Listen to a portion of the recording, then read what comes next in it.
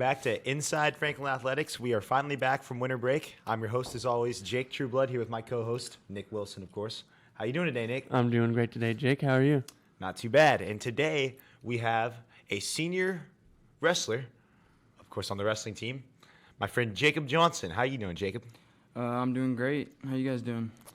We're doing awesome. Ready to jump into the questions? Yeah.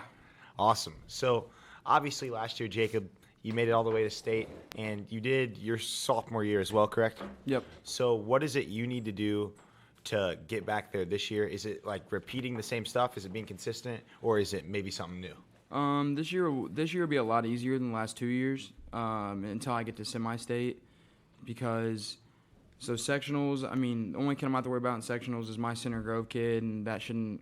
I've already beat him once this year. And then, so that'll be the same thing as last year. Then regionals, I'll get to face the Brownsburg kid, who's ranked number 1, and I'm ranked number 3.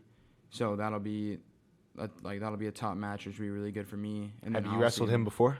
I wrestled him last year in the semi-state semifinals, and I got cradled and beat. It was a bad match on my part. It was just we weren't really prepared for it. We were focused on my first 2 matches just to get to state, and we weren't really looking forward to that match as much, so I kind of wasn't really prepared all the way. I got you. Yeah, so you have been to state before, so how is that experience?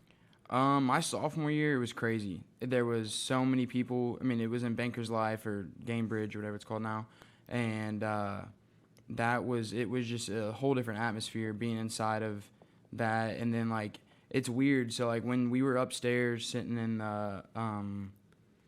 the like bleachers and stuff, it was like you could see everybody and it just seemed so loud. And then we were down on the floor, it just kind of stopped. Like you knew it was loud, but like you didn't feel it as much. I mean, I don't know if it was the nerves or what it was, but it wasn't as much. Just kind of blocked out the noise Yeah. and was just focused on. Yeah. That's awesome. Mm-hmm. So it's been a while, but last month you guys did Rage on the Stage. It was the second ever Rage on the Stage and the third like special matchup between Jeffersonville and Franklin, and I think it was done a lot better this time around. Yeah. What was that atmosphere like? How was that better than like a normal wrestling meet? That's amazing because normally we don't have a student section at really any of our meets besides that one. So it's kind of nice having everybody out there, and the fact that they added the CO2 canisters this year to fire off, that was really cool. It's nice having walkout songs, all the lights. Just a whole different atmosphere. It kind of reminds you of state, like going to state. Yeah, get you prepared. I think the auditorium guys did a really good job setting all that up for sure. Yeah, and you mentioned walkout song. So what was your walkout song, and what was the inspiration behind it? I did Praise God by Kanye because I love Kanye, and it was just his album had just dropped like a month and a half, 2 months before that, and I just thought the intro was really good, so I just picked that song. Even though it got skipped a little bit, but it's okay. So, yeah, you guys did Rage on the Stage your sophomore year, so how is it different this time around compared to 2 years ago? This year I think had a little more like hype to it because everybody had already seen it before, and it was like I think there was more people probably there, and the fact that they added the CO2 canisters, we got all new uniforms, which was nice, and they were all white 2 pieces, and they glowed in the dark because of the black lights and stuff, so that was really cool, and that was new, and we were also wrestling on one of our new wrestling match, which was cool. That's all. So Jacob, you've obviously joined a very special club in the past week. I'm pretty sure 2 weeks ago, was it? It was Saturday. I hit it. When you hit your 100th win. So what was that like? And how is it to maybe join that brotherhood of people? Has anyone texted you, maybe like your former teammates, like Tyler Fuquay, somebody like that? Tyler and Jake, the last 2 guys that did it, they were both there, and I got a picture with them. Then I saw one of our former coaches and wrestlers, DJ Smith, who won state for us. I saw him too, and he congratulated me, and all of our coaches congratulated me. It's cool being a part of something like that, to know that like now I'm one of the only people in Franklin history to hit 100 wins because there's not a ton. So it's cool. Definitely. For those of you who don't know, it's kind of like a 1,000-point scorer in basketball. It's a good club to be in, and it's not easy to hit that at all by any means. Yeah, and we touched on the match on Saturday. It was actually fairly close, 37-31 against East Central, even though it was a loss. What kind of went wrong there? It was just so we faced a team earlier in the day because that was for third and fourth. We faced a team earlier in the day, Floyd Central, and we beat them by a lot, and we were supposed to get upset there, and we beat them by a lot, and they had a 2-point match with East Central. So I kind of think we walked into it thinking it was gonna be kind of like a cakewalk, and it didn't really turn out that way. And there was a few guys that didn't really wrestle their best that they could have, and that kind of hurt us in the long run because we gave up way too many pins. We didn't get bonus as much as we should have, and that just in the end kind of didn't help us out very much.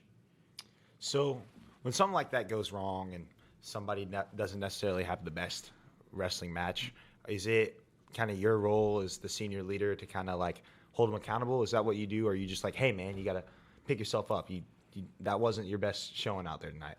Or are you more like, I'm going to let them handle this themselves? I mean, it just depends. So, like, if it's a younger kid, like, normally I'll go over there and kind of encourage him or, like, talk to him, especially if they're, like, a kid that's getting upset. Like, a lot of kids that are younger on our team, they kind of understand that the kids they get beat by, I mean, they understand that it's no reason to get pinned, but they still understand that, like, they're a freshman or a sophomore, it's okay. And so those guys, I kind of walk up to them and talk to them.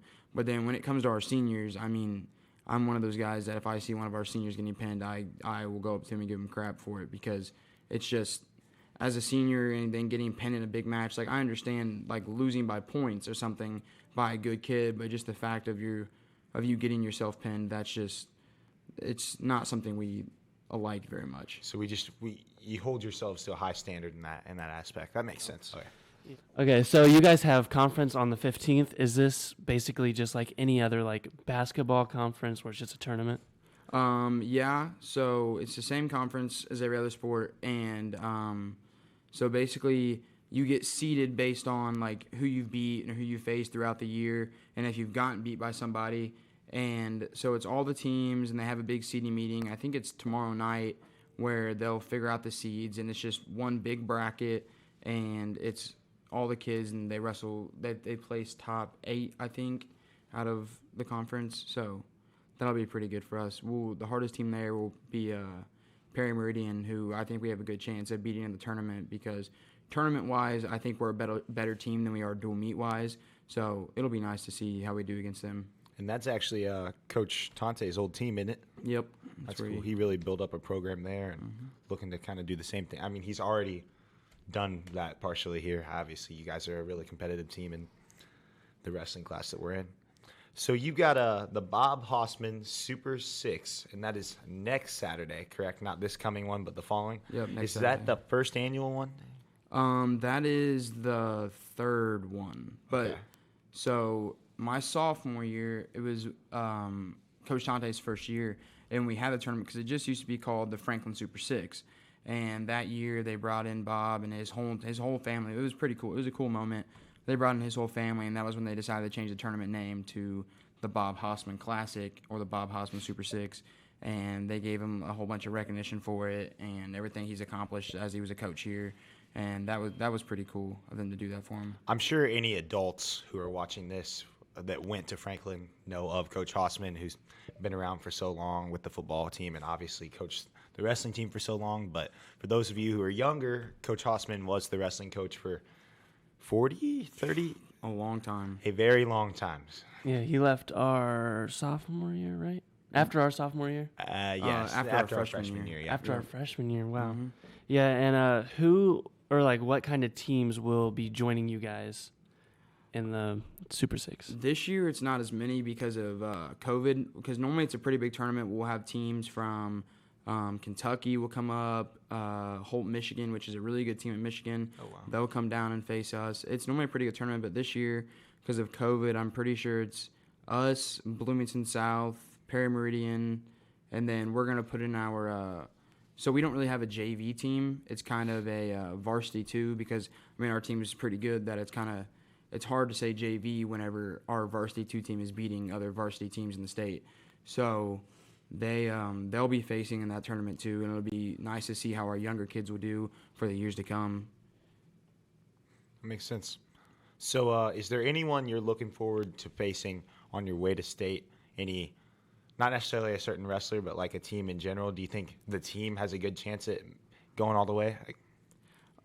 So basically for individual wise, the team, so once sectionals hits, it's not team anymore. It's all individual, which I mean, we can still win team titles as like tournament points, but like it's just completely individual tournament. And the one that I'm really looking forward to is going to be semi-state, because that's when I'll probably get to face the Brownsburg kid and I'll get to face the Mater Dei kid again. And it's just, that's a tournament that you see the most upsets, the best big matches. Because, I mean, our regional and our semi-state is probably the two hardest in the whole entire state. So it's really nice seeing, I mean, because you have some of the top, I mean, in my weight class alone, they take top 4 from semi-state, and just in those top 4, 3 of the top 4 in the top 4 in the state. So wow. So there's number 1, me at number 3, and the Mater Dei kid at number 4, just literally top 4 kids in the state right there, just in our semi-state. It's going to be a very, very, very good tournament. That's awesome. Yeah. Yeah. So who is in our sectional, and do we host it? No, it's at Mooresville. We have Center Grove, Monrovia, all the conference teams are in it. All the teams in our county are in it, and there's like some random schools like Monrovia, and there's a lot of schools, but a lot of these other schools like Monrovia and like Edinburgh, I think might be in it. They don't really have their programs aren't huge yet. Like, they're being developed, so their teams will bring, like, I know in the years past, I mean, against especially Monrovia and Indian Creek, I've never really had a match against those two teams. They always never have heavyweights, or they're just missing half their roster because people don't at that school wrestle. They're like a football school or a basketball school, or just not really an athletic school in general. So schools like that, it's not going to be very big show out for them. That makes sense. Yeah. So pretty big sectional. Oh yeah. So obviously you're already decided in your future plans to go to University of Indianapolis and wrestle there. What was that like in the decision process? Because I know you had definitely been in talks with some bigger schools. Yeah. So basically, I was talking to one bigger school, and it wasn't really the right fit because, I mean, I was getting no money from it. It was just kind of walk on, and which isn't really a big thing in wrestling. It's kind of like if you're going to wrestle in college, because it's not like going to football. You can't, once you're done in college, you don't make money off of it. Yeah. You're done. And so basically in my decision, I was like, well, I kind of want to be close to home because it'd be nice to have my family there at my meets and stuff. And it was just the money situation, the scholarship, that was all right where it needed to be at for me to decide that. And just the fact that I want to major in exercise science and be a physical therapist, and their program there is really good for physical therapy. So that also kind of helped me in my decision. And the fact that Coach Tante wrestled at UND, another one of our coaches, Coach Woods, wrestled there. One of our former coaches, DJ Smith, who's now the head coach at Monrovia, he went there. Luke Creek, one of my coaches, he went there. So it was just kind of like all my coaches went there. I know it's a good program. They're a top 10 team in the country right now. It's one of their best seasons they've had in a while, and it'll be nice going into that program and hopefully trying to make a good impact to it. Definitely. That's awesome. That's good that you could go somewhere where there's a lot of familiar faces and Coach Tante can have some influence and help you out, that kind of stuff. That's awesome. Yeah. And a lot of people don't know that UND sports are actually really, really good. Definitely. Their football team it's the only D2 school in the state, but they're a competitive team every year. Yeah. Well, Nick, I don't have anything else to ask Jacob. I think that's all we have for today. Well, thanks so much for coming on our show and talking to us and getting some information out there for the viewers. Mm-hmm. Thank you for joining us on this edition of Inside Franklin Athletics once again, and we will hopefully be back January 20th, 2022 with a new episode. So don't forget to check in then, and don't forget to like and subscribe, and we'll see you later.